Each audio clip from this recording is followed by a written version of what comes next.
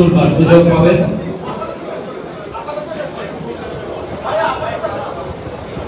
তার বক্তৃতার পর আমার মনে হলো যে তিনি যেমন কবি নজরুলের বিদ্রোহের কবি, দ্রোহের কবি নজরুলের পংক্তিগুলো উচ্চারণ করছিলেন, ঠিক সেই মুহূর্তে আমি স্থির করলাম যে আমিও যদি আমাদের জাতীয় কবি, আমাদের বিদ্রোহী কবি কাজী নজরুলের ভাষায় যদি আমি বলতে ইচ্ছে করে, আমি নৃত্য পাগল ছন্দ, আমি আপনার তালে নেচে যাই, আমি মুক্ত জীবন আনন্দ। এই মুক্ত পরিবেশে আপনাদের সামনে এসে যখন আমি এরকম একটি পংক্তি উচ্চারণ করবার জন্য মনস্থির করেছি, ঠিক সেই মুহূর্তে আমার সামনে ভেসে উঠেছে অসংখ্য গুলিবিদ্ধ লাশের ছিন্ন, অসংখ্য মানুষের গুম খুনের আহাজারি, পরিবারের আহাজারি। তখন আমার আবার বলতে ইচ্ছে করছে, মহাবিদ্রোহী রণক্লান্ত, আমি সেই দিন হব শান্ত, যবে উৎপীড়িতের ক্রন্দন রোল আকাশে বাতাসে ধ্বনিবে না, ফ্যাসিস্ট হাসিনার খড়গ কৃপান ভীম রণভূমে রণিবে না। যে বাংলাদেশের অভ্যুদয় ঘটেছিল একটি সশস্ত্র সংগ্রাম এবং বিপ্লবের মধ্য দিয়ে, মুক্তিযুদ্ধের মধ্য দিয়ে, যার চেতনা ছিল বাংলাদেশ একটি বৈষম্যহীন রাষ্ট্র থাকবে, গণতন্ত্র প্রতিষ্ঠা হবে, আমাদের অধিকার আমরা ফিরে পাব, সেই বাংলাদেশকে কিভাবে এই তাবেদার ফ্যাসিস্ট সরকার 15টি বছর যেভাবে মানুষকে আষ্টে পৃষ্ঠে বেঁধে রেখেছিল, মানুষের অধিকারগুলোকে, মানুষের বেঁচে থাকার অধিকারগুলোকে, সেটি আর বলার অপেক্ষা রাখে না। আমি এই দিকে যাব না, সেটি চর্বিত চর্বণ হবে, কারণ আপনারাই সবচেয়ে বেশি ভুক্তভোগী। অনেকে বলছিলেন যে আমরা যারা বাইরে থেকে কাজ করার সুযোগ হয়েছে, আমি কালকেও বলেছি যে আমরা কিন্তু একটা সুবিধাজনক স্থান থেকে কথা বলেছি, অর্থাৎ আমার ব্যক্তিগত নিরাপত্তাটা কিন্তু সেখানে হুমকির মধ্যে ছিল না, যদিও আমাদের পরিবারের হুমকির মধ্যে ছিল। আমি পরিবারের বিষয়টি সামনে আনতে চাই না, কিন্তু আপনারা যারা প্রত্যেকে বাংলাদেশে থাকা এবং বাংলাদেশে থেকে মুক্ত মতের চর্চা করা, এটি ছিল সবচেয়ে বড় চ্যালেঞ্জ, সবচেয়ে বড় বীরত্ব। এই বীরত্ব যারা দেখিয়েছে তারাই বীর শ্রেষ্ঠ আমি মনে করি, এবং এই বীরত্ব দেখাতে গিয়ে যাদের বুকের তাজা রক্তে রঞ্জিত হয়েছে তারাই হচ্ছে সবচেয়ে বড় বীর শ্রেষ্ঠ, এবং তারা তাদের আজকের এই দিনে তাদের জন্য আমি মহান আল্লাহ রাব্বুল আলামিনের দরবারে শহীদি যাতে মর্যাদা দান করেন সেটি প্রার্থনা করছি। বাংলাদেশের 15 বছরের যে শাসন, 15 বছরের যে শোষণ, এটি কিন্তু একদিনে অর্জিত হয়নি। এই যে অর্জন, এটি একটি দীর্ঘ সংগ্রামের ফসল। বাংলাদেশে অসংখ্য মানুষ গুম হয়েছে, খুন হয়েছে, রাতের আধারে তুলে নেওয়া হয়েছে, এবং বাংলাদেশের মানুষকে প্রতিনিয়ত একটি ভয়ের মধ্যে, একটি ভীতির সংস্কৃতি চালু করা হয়েছিল। প্রতিনিয়ত মানুষ আটকে উঠত, এই বুঝি কোনো মাইক্রোবাস আমাকে ফলো করছে, এই বুঝি আমাকে তুলে নিয়ে যাবে, এই বুঝি হয়তো আমাকে ইলিয়াস আলীর ভাগ্য বরণ করতে হতে পারে। এরকম একটি ভীতিকর পরিস্থিতির মধ্য দিয়ে প্রতিটি মানুষকে জীবনযাপন করতে হয়েছে। কিন্তু সব শেষের সফলতা যেটি, সেটিও আমাদেরকে অত্যন্ত শ্রদ্ধার চোখে দেখতে হবে, স্মরণ করতে হবে। প্রায় হাজারো ছাত্র, যাদের বিরুদ্ধে কোনো মামলা ছিল না, যারা কোনো রাজনৈতিক দলের কর্মী নয়, কেবল তারা চেয়েছিল একটি সাধারণ অধিকার। এই অধিকার চাইতে গিয়ে শেখ হাসিনার যে দেখা মাত্র গুলির নির্দেশ দিয়ে 1000-এরও বেশি ছাত্রের জীবন কেড়ে নেওয়া হয়েছে। আমরা হয়তো সেখানে এখন হয়তো একটু আনন্দ উল্লাস করছি, আমরা হয়তো তৃপ্তির প্রকাশ করছি, কিন্তু একবার ভাবুন ওই পরিবারের কথা, যে যার গেছে সে জানে সে কি হারিয়েছে। এখনো সে, তার মা অপেক্ষা করছে, এই বুঝি তার ছেলে ফিরবে। স্ত্রী হয়তো অপেক্ষা করছে তার স্বামীকে ফিরে পাবে, তার অবুঝ সন্তানটিকে সে সান্ত্বনা দেওয়ার চেষ্টা করছে, মিথ্যে সান্ত্বনা, মিথ্যে আশ্বাস। এই পরিবারগুলো যে হারিয়েছে, যেই স্যাক্রিফাইস, এটি হচ্ছে সবচেয়ে বড় স্যাক্রিফাইস, এটি হচ্ছে সবচেয়ে বড় বিসর্জন। আমি আজকের দিনে শ্রদ্ধার সাথে স্মরণ করছি এই সমস্ত ছাত্রদেরকে, যাদের বুকের তাজা রক্তে রঞ্জিত হয়েছে বাংলাদেশের রাজপথ, অর্জিত হয়েছে আমাদের কাঙ্ক্ষিত স্বাধীনতা, হাসিনা মুক্ত বাংলাদেশ। এখনো কিন্তু আমাদের, যেটি অনেকে বলছিলেন, আমাদের সবুজ ভাই, আব্দুল্লাহ ভাই, আবদাল ভাই, অনেকে বলেছেন, ইলিয়াস খান, যে তারা এই অর্জন, আমরা এখন যদি বলি, মনে করি যে আমাদের সবকিছু অর্জিত হয়েছে, সেটি কিন্তু ভাবলে চলবে না। এখনো এই স্বৈরাচারের প্রেতাত্মারা বিভিন্ন জায়গায় তারা ঘাপটি মেরে বসে আছে, আর বসে আছে বলে শেখ হাসিনা এই বক্তব্য প্রচার করার সাহস পায় যে সে নাকি খুব কাছাকাছি আছে, খুব তাড়াতাড়ি চলে আসবে। আমি বিশ্বাস করি বাংলাদেশের মানুষও তাই চায়, তুমি খুব তাড়াতাড়ি আসো এবং তোমাকে জবাবদিহিতার মুখোমুখি বাংলাদেশের মানুষ করতে চায়। আমি বাংলাদেশের মানুষের সৌভাগ্য, আমি বলবো যে বাংলাদেশের বর্তমান সরকার পরিচালনার দায়িত্ব পেয়েছেন একজন নোবেল বিজয়ী অর্থনীতিবিদ, যার নামের পরিচয়ে আমরা নিজেরাও কিন্তু বিশ্বসভায় আলোকিত হয়েছি। দুটি উদাহরণ দিতে পারি। যখন প্রফেসর মোহাম্মদ ইউনূস, তিনি আপনারা জানেন ইউনাইটেড নেশনসের তিনি একজন গ্লোবাল অ্যাম্বাসেডর ছিলেন, তিনি যখন তিনি এই সময়ে তিনি জাতিসংঘের সাধারণ অধিবেশনে যাবেন সরকার প্রধান হিসেবে, কিন্তু জাতিসংঘের প্রতিটি অধিবেশনে তিনি একজন এক্সপার্ট, রেসপেক্টেড মানুষ হিসেবে তিনি বহুবার অংশগ্রহণ করেছেন। একটি অনুষ্ঠান থেকে আমি যখন দেখলাম যে তার এক অনুষ্ঠানে তিনি বক্তৃতা করছিলেন, আমি সেখানে উপস্থিত ছিলাম। আমার পাশেই ছিলেন একটু বয়স্ক দুজন ভদ্র মহিলা, দুজন মানুষ, একজন ভদ্র মহিলা, একজন ভদ্র মহোদয়। তারা প্রায় 70 ঊর্ধ্ব বয়স্ক, অবশ্যই তারা শ্বেতাঙ্গ মানুষ। প্রফেসর ইউনূস যখন তার বক্তৃতা রাখছিলেন, তখন দেখি ওই দুইজন মানুষের চোখ দিয়ে টোল টোল করে পানি পড়ছে। আমার মনে হচ্ছিল যে প্রফেসর ইউনূস যে বক্তৃতা রাখছেন, এটা কিন্তু কান্নার কোনো বিষয় নয়, মানে ওই মুহূর্তে, কিন্তু তারা কাঁদছে। আমি জিজ্ঞেস করলাম অনুষ্ঠান শেষে যে আপনারা কাঁদছিলেন কেন প্রফেসর ইউনূস যখন বক্তৃতা করছিলেন? উনি বললেন যে we can believe professor Yunus speaking in front of us. এই জন্য আমরা কাঁদছি যে প্রফেসর ইউনূসের বক্তব্য, ব্যাংকার অফ দ্য পুয়ার, তার বক্তব্য আমরা সামনে থেকে শুনতে পাচ্ছি। এইরকম একটা রেসপেক্টেড জায়গায়, সম্মানের জায়গায় আপনাদের যে আপৎকালীন অভিভাবক, আমি বলবো এই ট্রানজিশনের যিনি দায়িত্ব নিয়েছেন, একটি বিপ্লবের মধ্য দিয়ে যে সরকার প্রতিষ্ঠিত হয়েছে, এই বিপ্লবী সরকারের যিনি প্রধান হয়েছেন, তার অবস্থান সারা গ্লোবালি। পক্ষান্তরে শেখ হাসিনার যখন সেখানে যেত তার বিশাল বহর নিয়ে, 200 জনের বিহল নিয়ে, তো আমি বললাম যে oh you are from Bangladesh? বলতেছে are you from Bangladesh? Yes I am from. Oh this lady is your prime minister? Oh my god, such a woman. মানে এইভাবে ঘৃণার চোখে, বিদ্রুপের চোখে এই মহিলাটিকে দেখা হতো সারা গ্লোবাল প্ল্যাটফর্মে। তো আমরা অবশ্য বলতাম না সে আমাদের গণতন্ত্র ধ্বংস করেছে, আমরা গণতন্ত্র পুনরুদ্ধারের জন্য আমরা সংগ্রাম করছি। তো যখন প্রফেসর ইউনূসের নেতৃত্বে এরকম একটি সরকার গঠিত হয়েছে, আমি রবীন্দ্রনাথের একটি কথা আছে, তোমার পতাকা যাহারে দাও তাহারে বহিবারে দিয়ে শক্তি। আপনারা যে দায়িত্বটুকু পেয়েছেন, এই দায়িত্বটুকু কিন্তু এদেশের শ্রমিক, কৃষক, মেহনতি মানুষ, ছাত্র জনতার একটি আমানতদারি। প্রত্যেকটি উপদেষ্টা পরিষদের সদস্যকে এটি খেয়াল রাখতে হবে, এই আমানতদারির খেয়ানত যাতে না হয়। স্বৈরাচারের প্রেতাত্মারা, ফ্যাসিস্টের দোসররা কোন ধরনের আবরণে আপনাদের মধ্যে যাতে মিশে যেতে না পারে। ফ্যাসিস্টদের সঙ্গে, স্বৈরাচারের সঙ্গে আপোষ করে বাংলাদেশে মানুষের অধিকার প্রতিষ্ঠা করা অসম্ভব। সুতরাং আবার এটিও মনে রাখতে হবে যে এখানে কার অংশগ্রহণ বেশি ছিল, কার অংশগ্রহণ কম ছিল, এই বিভেদে না, যে বাংলাদেশে এখন সবচেয়ে বড় দরকার, প্রয়োজন, সেটি হচ্ছে একটি জাতীয় ঐক্য। এই ইউনিটি ধ্বংস করবার জন্য প্রতিবেশী দেশ থেকে এই মহিলাটি বসে এবং তার দোসররা বসে নানা ধরনের চক্রান্ত ষড়যন্ত্র করছে।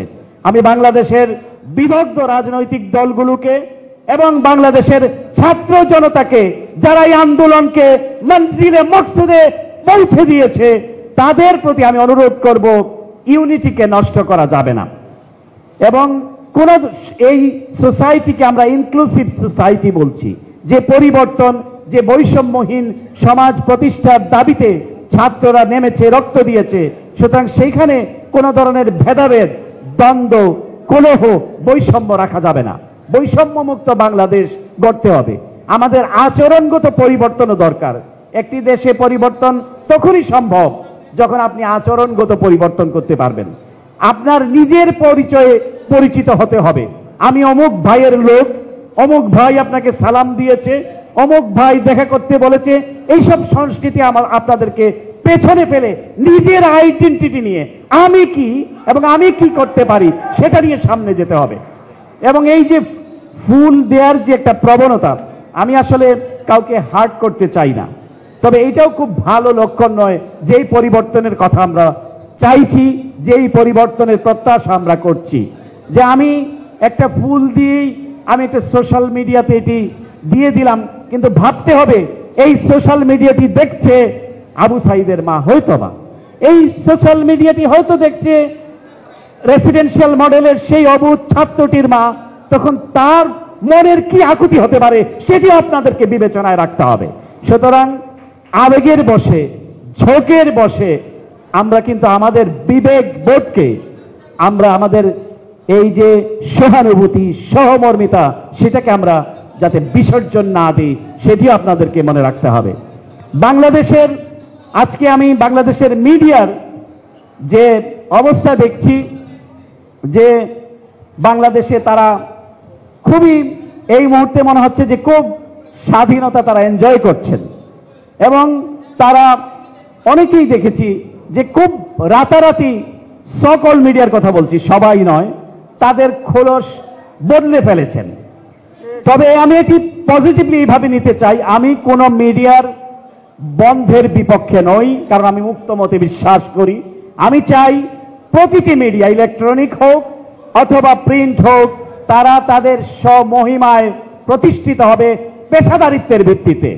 যে সমস্ত লুটেরা, যে সমস্ত দুর্নীতিবাজদেরকে শেখ হাসিনা এই মিডিয়াগুলোর লাইসেন্স দিয়েছে, এই মিডিয়াগুলোকে জনগণের মিডিয়া, জনগণের মালিকানায় নিয়ে আসতে হবে। এখানে জনগণের অংশীদারিত্ব প্রতিষ্ঠিত করতে হবে।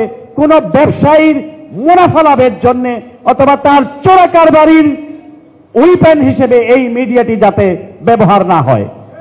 যারা সাংবাদিক আছেন, আমরা জানি আপনাদের অনেকের সঙ্গে যোগাযোগ হতো যারা ঈদের দিনেও একটু ভালো বাজার করতে পারতেন না, তাদের সন্তানদেরকে একটা বাচ্চাদের জন্য কাপড় কিনতে পারতেন না, কিন্তু তাদের নীতির সাথে, নৈতিকতার সাথে আপোষ করেননি। এখন চাইবে এই সমস্ত মিডিয়া মোগলরা আপনাদের মধ্যে ডিস্ট্রিবিউট করে, সুবিধা ডিস্ট্রিবিউট করে আপনাদেরকে কাছে বেড়ানোর। মনে রাখতে হবে যে নীতি নৈতিকতা দিয়ে, যে স্যাক্রিফাইস করে আপনারা 15টা বছর আপনারা কাটিয়েছেন, কোন মিডিয়া মোগলের কোন দুর্বৃত্ত, কোন লুটেরার কাছে আপনারা বিবেক বন্ধ করবেন না, সেটি আপনাদের কাছে আমার স্বনির্বন্ধ অনুরোধ। এই দুনিয়া আপনি কতদিনে বা বাঁচবেন, কিন্তু এই যে ইতিহাস রেখে যাবেন, আপনার যে প্রজন্ম দেখবে যে আমার বাবা ছিল একজন সাহসী সাংবাদিক, তার গর্বিত উত্তরাধিকার আমি কোন ধরনের মিডিয়া দুর্বৃত্তের কাছে আমার বাবা নথি স্বীকার করেনি, সেটি হচ্ছে আপনার গর্বের জায়গা, সেটি হচ্ছে আপনার প্রেরণার জায়গা। আমি জানি আপনাদের কষ্ট হচ্ছে, কিন্তু এই কষ্টের সুফল কোন একজন যাতে ভোগ না করে, সকলে মিলে সকলের মালিকানা প্রতিষ্ঠিত করতে হবে। কারণ এই সমস্ত মিডিয়াতে আপনাদেরকে একসময় চাকরি দেয়নি আপনি বিরুদ্ধ মত পোষণ করেন বলে। এখন হয়তো তারা চাইবে আপনাকে পকেটে ভরে, হ্যাঁ মুশফিকুল ফজল আনসারী তো আমার লোক, কাজে আমি তো সব ধরনের সুবিধা পাবো এবং খুব কাছাকাছি পৌঁছে যেতে পারবো। এটি যাতে না হয়। এখন যারা মিডিয়া, যারা খবর প্রকাশ করতে পারছেন অথবা অ্যানালিস্ট দিতে পারছেন, এখন আপনাদেরকেও এটি মনে রাখতে হবে যে আপনারা কোনো ইন্ধনে পা দিবেন না, কোন ষড়যন্ত্রে পা দিবেন না। জাতীয় ঐক্যকে অটুট রাখতে আপনারা ভূমিকা রাখবেন। যে ক্ষতি আপনাদের হয়েছে, যে ক্ষতি আমাদের হয়েছে, এই ক্ষতিকে পুষিয়ে নিতে হবে আমাদেরকে সাদাকে সাদা এবং কালোকে কালো বলে। আর এই শেখ হাসিনা যে দানবে পরিণত হয়েছে, এই দানব হওয়ার পেছনে এই মিডিয়াও কিন্তু সহায়ক শক্তি হিসেবে কাজ করেছে। অবশ্যই আমি বলবো না যারা কাজ করে তারা, এই মিডিয়ার মালিকরা যারা চোরা কারবারি, কালো টাকার মালিক, দুর্বৃত্ত, তারাই কিন্তু ম্যানেজ করে এই সমস্ত টিভি চ্যানেলগুলোর মালিকানা তারা পেয়েছে। সুতরাং এই মালিকানাতে ট্রান্সপারেন্সি আনতে হবে এবং সকলের সেখানে ন্যায্যতা প্রতিষ্ঠিত করতে হবে। বন্ধ করা কোনো সমাধান নয়, বরং এটাকে সংশোধন করা, এটাকে জনগণের উপযোগী করে গড়ে তোলা, একটি কাজের ক্ষেত্র তৈরি করা, সেটি সমাধান বলে একজন মিডিয়া কর্মী হিসেবে আমি মনে করি। তো যাই হোক, আপনারা অনেকে স্টেট ডিপার্টমেন্ট এবং বিদেশের কথা বলেছেন। কেউ কেউ বলছেন যে আমেরিকা বোধহয়, বিশেষ করে যাদের পতন ঘটেছে তারা আমেরিকাকে ইন্ডিকেট করে এই কথাগুলো বলে যে আমেরিকা রেজিম চেঞ্জ করেছে। আমি হলফ করে বলতে পারি আমেরিকার কোনো রেজিম বাংলাদেশে করেনি। বাংলাদেশের মানুষ, বাংলাদেশের ছাত্র জনতা তাদের সর্বোচ্চ আত্মত্যাগের মাধ্য দিয়ে এই রেজিমকে চেঞ্জ করেছে এবং শেখ হাসিনা তার স্বামীর দেশে চলে গিয়েছে। আমি ভারতের পলিটিশিয়ানদেরকে বলেছি, তাদের প্রাক্তন ফরেন মিনিস্টারকে বলেছি, সেদিনও আমি ভারতের বিরোধী দলীয় নেতা রাহুল গান্ধীকে বলেছি, আমি অন রেকর্ড বলতে চাই, আমি বলেছি যে আপনারা শুধু বাংলাদেশের সম্পর্কের ক্ষেত্রে একটি দল এবং একজন ব্যক্তিকে আপনারা বেছে নিয়েছেন এবং সমগ্র বাংলাদেশিকে আপনারা প্রতিপক্ষ বানিয়েছেন। আপনারা যদি গণতন্ত্রে বিশ্বাস করেন, আপনারা যদি মনে করেন India is the largest democracy in the world, তাহলে আপনাদের মানুষের আকাঙ্ক্ষার প্রতি আপনাদেরকে গুরুত্ব দিতে হবে, মানুষের আকাঙ্ক্ষার প্রতি আপনাদেরকে শ্রদ্ধা পোষণ করতে হবে। আমি ভারতের সঙ্গে আমাদের সম্পর্ক হতে হবে বন্ধুত্বের, বন্ধুত্ব হতে হবে সমতা এবং সমমর্যাদার ভিত্তিতে। আপনি যদি আমার সুপেরিয়র ভাবেন তাহলে তার বন্ধুত্ব হবে না। অবশ্যই ভারত বাংলাদেশের একটি বড় প্রতিবেশী রাষ্ট্র, 54টি অভিন্ন নদী আমাদের রয়েছে, বিশাল ল্যান্ড বাউন্ডারি আমরা হেল্প করি, আমরা শেয়ার করি। কিন্তু ভারতের সাথে ভারতকে এটা বুঝতে হবে যে বাংলাদেশের মানুষকে, মানুষের হৃদয়কে জয় করতে হবে।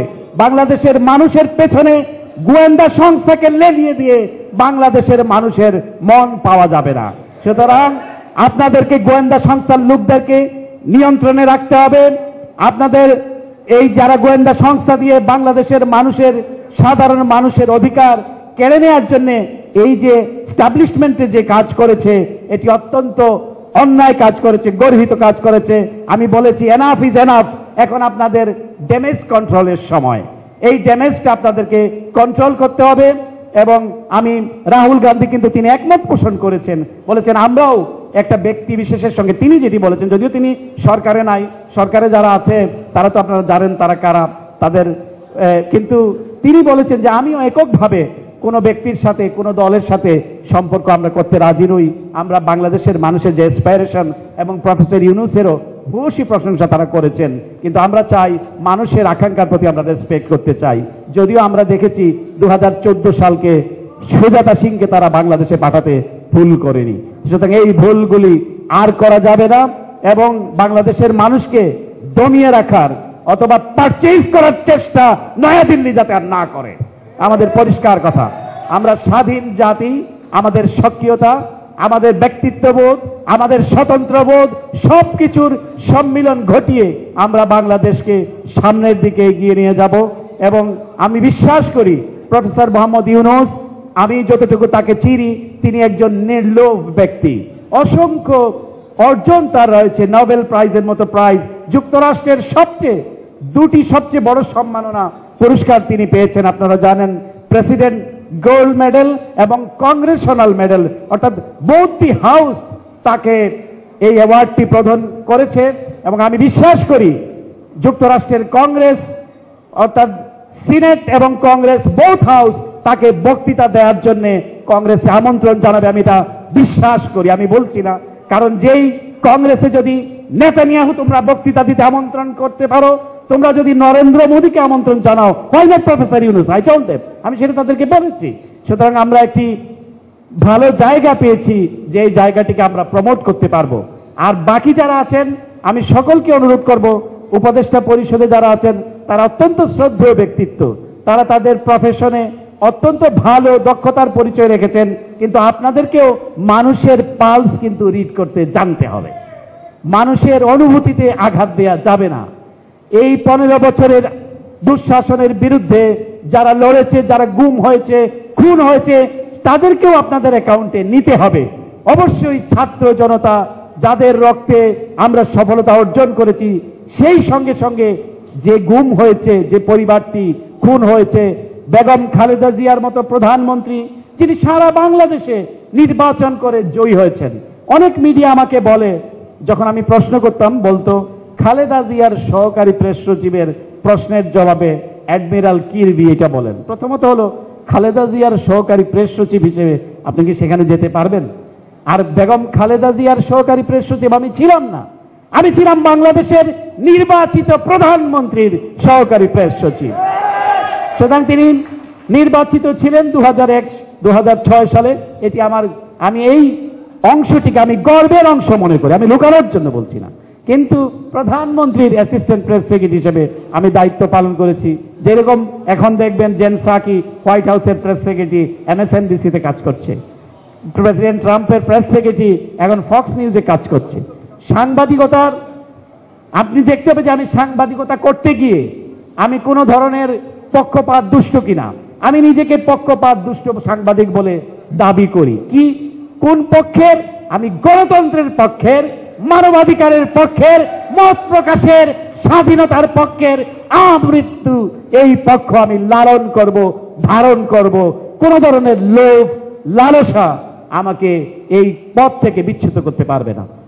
অনেকে জানেন হয়তো এই যে তাদের লোভ, তাদের প্রস্তাবের কথা মিডিয়াতে এসছে, অনেক ধরনের প্রস্তাব তারা আমাদেরকে দিয়েছে। রাষ্ট্রদূতের পদ, সবচেয়ে বড় জায়গা ম্যাকলিন, দামি জায়গা, আমরা যেখানে থাকি ভার্জিনিয়াতে, সেখানে বাড়ি পর্যন্ত দেওয়ারও প্রস্তাব আমরা পেয়েছি।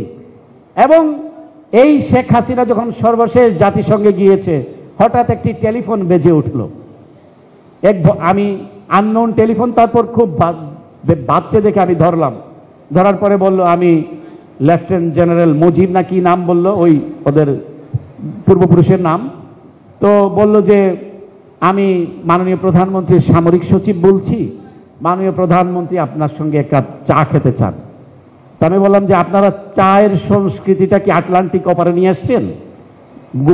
টুঙ্গিপাড়ার থেকে এখন আটলান্টিকের ওপারে আপনারা চায়ের সংস্কৃতিটা নিয়ে আসছেন।